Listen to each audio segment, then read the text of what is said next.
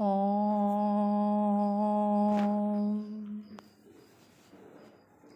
2 दिन से हम ब्रह्मचर्य जीवन, ब्रह्मचर्य काल और जीवन का प्रथम आश्रम, प्रथम भाग ब्रह्मचर्य पर हम चर्चा कर रहे हैं, विचार विमर्श कर रहे हैं। जैसा कि आपको पता चल गया है कि ब्रह्मचर्य कितना महत्वपूर्ण है, हमारे जीवन का प्रथम आश्रम है, ठीक है। और चूँकि ये प्रथम आश्रम है, बाकी जीवन का भी ये आधार है। बाकी सारे जीवन का आधार कैसे है, आज हम इस बात पे चर्चा करते हैं। ब्रह्मचर्य जीवन में क्या करना होता है, क्या हम करते हैं, क्या हमें करना चाहिए, ठीक है। इन बातों पर हम विचार करते हैं।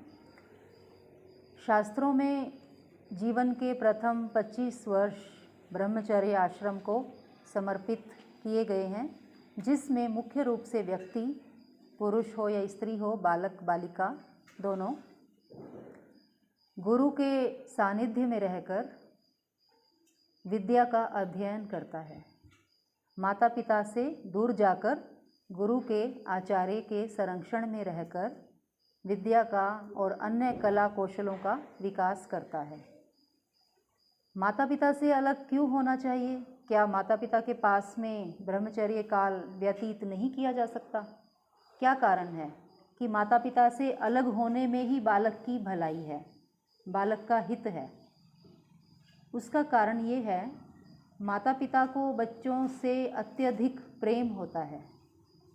इतना प्रेम करते हैं कि वो प्रेम उनके लिए हानिकारक हो जाता है। सोचिए, प्रेम भी हानिकारक हो जाता है। घृणा तो हानिकारक सबको पता होती है, पर जहाँ प्रेम भी हानिकारक हो जाता है तो उसके लिए ऋषियों ने उपाय खोजा, समाधान बताया कि बालक और बालिकाओं दोनों को माता पिता से अलग करके आचार्य के संरक्षण में, आचार्य के सानिध्य में गुरुकुल में भेज दिया जाए। गुरुकुल मतलब गुरु का परिवार, जहाँ पे गुरु रहते हैं, उनके पास वो रहे, वहीं पे खाना पीना सोना पढ़ना सब वहीं पर करे। गुरु जैसी आज्ञा दें वैसा ही वो करें, गुरु जो सिखाएं वैसा ही वो सीखें, ठीक है। तो गुरु की आज्ञा का 100% पालन जो विद्यार्थी करते हैं, जो ब्रह्मचारी करते हैं, वो जीवन में सफल होते हैं। माता पिता से अलग करने का मतलब ये नहीं है कि गुरु उनको डांटेंगे, दंड देंगे, प्रेम नहीं करेंगे। गुरु और आचार्य भी बच्चों को उतना ही प्रेम करते हैं जितने माता पिता करते हैं, परंतु एक बात का अंतर है। गुरु और आचार्य क्या है, जो प्रेम करते हैं उस प्रेम का इतना अधिक प्रदर्शन नहीं करते हैं और इतना प्रेम नहीं करते हैं कि वो अहितकारी हो जाए, वो अकल्याणकारी हो जाए बालक के लिए। प्रेम भी करते हैं, दंड भी देते हैं, कठोरता भी बरतते हैं, ठीक है। उनकी कठोरता उस कुम्हार की भांति होती है जो घड़े को पीटता भी है और सहलाता भी है, ठीक है। तो आप सारी बालिकाएं गुरुकुल में रह रही हैं, आपको ऐसा अनुभव भी हुआ होगा, है ना। आपकी आचार्य गुरु आपको डांटते भी हैं और आपको कितना प्रेम भी करते हैं, है ना। करते हो ना अनुभव ऐसे कि आपको हम सब कितना प्यार करते हैं, और डांटना भी पड़ता है ना। डांटेंगे नहीं तो फिर आप सही रास्ते पे कैसे चलेंगे, कैसे सीखेंगे कि कौन सा मार्ग अच्छा है और कौन सा सही नहीं है ना। तो आचार्य जो हैं वो हर तरीके से बालक की भलाई चाहते हैं। तो ये तो हुआ कि माता पिता से अलग होकर गुरु के सानिध्य में, गुरु के निवास पर गुरुकुल वास करना बच्चों के लिए क्यों आवश्यक है। अब दूसरा प्रश्न, दूसरी बात है कि गुरुकुल में और ब्रह्मचर्य काल में क्या क्या करना होता है, क्या हमें करना चाहिए, क्या हम करते हैं और उसके क्या लाभ हैं। जैसे कि बच्चा पैदा होता है, फिर बड़ा होता है ना, 5-6 साल का होता है, फिर गुरुकुल में उसके प्रवेश की जो आयु सीमा है शास्त्रों के अनुसार भी, और महर्षि दयानंद ने सत्यार्थ प्रकाश में भी लिखी है कि बालकों को 8 वर्ष से अधिक अपने पास नहीं रखें, ठीक है, 8 वर्ष तक माता पिता के पास रहना उसकी अधिकतम सीमा है। उसके पश्चात उनको गुरुकुल में भेज देना चाहिए और वहाँ पर जाकर वो अपना हर प्रकार का विकास करेगा। हर प्रकार का विकास जैसे कि शारीरिक विकास। शारीरिक विकास आप कैसे करते हो? सात्विक भोजन करते हो, ठीक है, सादा भोजन करते हो, मिर्च मसाले का तला फला ये सब भोजन नहीं करते हो। दूसरा, व्यायाम करते हो। व्यायाम करने से क्या होता है? शरीर में ताकत आती है। जो हम खाते पीते हैं वो सारा हमारे शरीर में शक्ति के रूप में परिवर्तित हो जाता है। और शारीरिक विकास के लिए व्यायाम करते हैं, खेल कूद करते हैं, है ना। तो इस तरह से हम गुरुकुल में अपने शरीर का विकास करते हैं। दूसरा है मानसिक विकास। मानसिक विकास कैसे करते हैं हम? जैसे हमने अभी यज्ञ किया, उसके बाद हमने भजन गाया, ईश्वर के वेद के मंत्रों का स्वाध्याय किया। अभी जैसे मैं आपसे ये बातचीत कर रही हूँ, है ना, प्रतिदिन हम कोई ना कोई विषय पे बात करते हैं ना। तो और आपके मन में कोई प्रश्न आता है तो आप उसको पूछ सकते हैं, किसी भी समय पूछ सकते हैं। गुरुकुल में रहने का एक सबसे बड़ा लाभ क्या है कि आप गुरु के पास हर समय रहते हैं। आप किसी भी समय उनसे अपनी शंकाओं का समाधान कर सकते हैं, है ना। और गुरुकुल में बाहर से कोई विद्वान विदुषी जन आते हैं, ठीक है, वो भी आपको ऐसी बातें समझाते हैं जो आपके जीवन के लिए अच्छी हैं, आपके मानसिक विकास के लिए अच्छी हैं। उनसे भी आप अपना शंका समाधान, अपनी समस्याओं का समाधान कर सकते हैं। और श्रवण मनन निधि ध्यासन के द्वारा अपने जीवन की मानसिक शक्तियों को बहुत उच्च शिखर तक ले जा सकते हैं।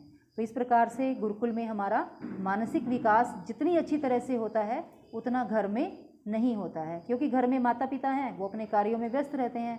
माता जी घर के कार्य देखती हैं, पिताजी बाहर के कार्य देखते हैं। उनके पास कहाँ समय होता है कि हमको वो कोई चीज़ें सिखाएं। इसीलिए जो जिसका क्षेत्र है, विशेष क्षेत्र किसका होता है? ये आचार्यों का, गुरुओं का। तो उनके सानिध्य में रहकर बालकों का मानसिक विकास होता है। तीसरा होता है आत्मिक विकास। आत्मा और चेतनता को उच्च शिखर तक ले जाना, जिससे हम सारे दुखों से सदा के लिए छूट जाएं। कैसे होता है आत्मिक विकास?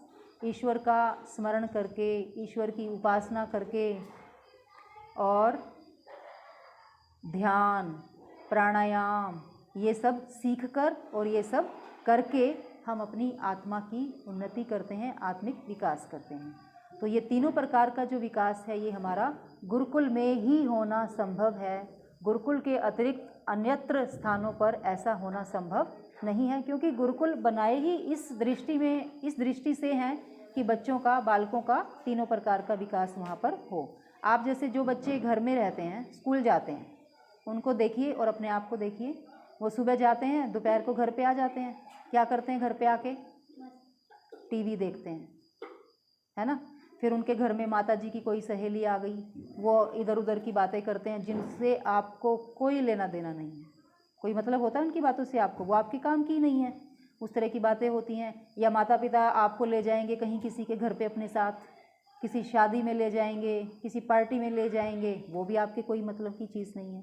शादी में जाके आपको क्या करना है? आपका काम क्या है? विद्या उपार्जन करना, ज्ञान का संग्रह करना, शक्ति का संचय करना। तो वो सारी चीज़ें कहाँ पर संभव हैं? गुरुकुल में। जब आप घर पे जाते हो, वैसे प्राचीन काल में तो बच्चों को घर पे जाने ही नहीं दिया जाता था। वो 25 वर्ष तक, पूरे 25 वर्ष तक घर पर ही रहते थे। माता पिता से बच्चे बड़े होकर ही मिलते थे। परंतु अभी आजकल मैं देखती हूँ कि गुरुकुल में बच्चे छुट्टियों में घर जाते हैं, तो कितने बच्चे ऐसे हैं जो गुरुकुल की दिनचर्या का पालन करते हैं घर पे जाके भी। वैसा ही करना चाहिए, क्योंकि इसका अर्थ ये हुआ कि आपको गुरुकुल की दिनचर्या अच्छी नहीं लगती है अगर आप घर पे जाकर इसका पालन नहीं करते हो। और घर पे अगर आप जाते हैं, एक और काम आप बहुत अच्छा कर सकते हैं। गुरुकुल जैसा जीवन तो आपको जीना ही है घर जाकर, उसमें तो कोई संदेह नहीं है। एक और काम आप दूसरों के हित के लिए कर सकते हैं।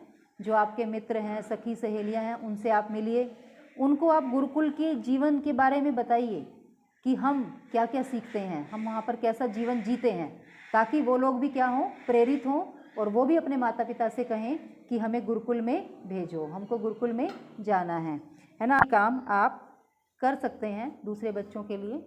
और ये तो हुई हमारी शारीरिक, मानसिक और आत्मिक उन्नति गुरुकुल में रहने से। दूसरा, अन्य कला कौशल क्या क्या सीखते हैं आप यहाँ पे, और जैसे कि लाठी चलाना, है ना, तलवार चलाना, और वो जूडो कराटे सीखते हो, है ना। और भी, जैसे अभी तो आप 8वीं कक्षा में हो, थोड़े बड़े हो जाएंगे तो आपको और भी चीज़ें सिखाएंगे, जैसे कि सिलाई करना, कपड़े सिलना, खाना पकाना, पौधे लगाना, है ना। तो इस तरह के सारे काम जो है बच्चा दिन भर सीखता है। और सबसे बड़ी बात क्या लगती है मुझको कि शांति रहती है, शांत, कहीं भागने की जल्दी नहीं होती, हमको नहीं होती ना। जो काम करते हैं एकदम आराम से करते हैं कि अभी पौधे का काम, हर कार्य का क्या है, समय निश्चित होता है, दिनचर्या बनी हुई होती है और उसी में हम चलते हैं और उसी के अनुसार अपने सारे कार्यों को पूरा कर लेते हैं। कल जब हम शाम को भ्रमण कर रहे थे और एक श्लोक गा रहे थे ना, ईश प्रार्थना, उसमें क्या था, एक रोगा दहंती देहा प्रबला शरीर मध्य ब्रह्मचर्य औषधम च, था ना। तो जो रोग हैं वो हमारे शरीर को कितना कष्ट देते हैं, प्रबला शरीर मध्य, शरीर के अंदर जा के मतलब तरह तरह के कष्ट देते हैं लोगों को, ठीक है, हर तरह आयु के लोगों को। तो उसके लिए क्या औषधि है, ब्रह्मचर्य, था ना, उसमें आया था ना, ब्रह्मचर्य औषधंच, है ना। तो ब्रह्मचर्य एक बहुत बड़ी औषधि है, दवाई है। रोग आते ही नहीं है उस व्यक्ति को जो ब्रह्मचर्य में अपने जीवन को जीता है। ब्रह्मचर्य पूर्वक अर्थात ब्रह्म मुहूर्त में उठना, रात को समय पर सोना, शारीरिक, मानसिक और आत्मिक उन्नति करना, अपने जीवन को उच्च शिखर पर ले जाना। जैसे गुरुकुल में कहा जाए, गुरुजनों का आदर सम्मान, श्रद्धा, प्रेम और उनकी बातों को मानने से हम अपने जीवन को, अपने शरीर को क्या करते हैं, रोगों से बचाते हैं। रोग केवल शारीरिक नहीं होते हैं, मानसिक भी होते हैं, ठीक है। तो गुरुकुल में हमारे लिए एक अवसर है अपने आप को रोगों से बचाना, ठीक है। और एक बात और, कल भी हमने बात की थी, गुरुकुल में रहकर हमको पता चलता है कि विद्या जो है, विद्या क्या देती है, सुख देती है।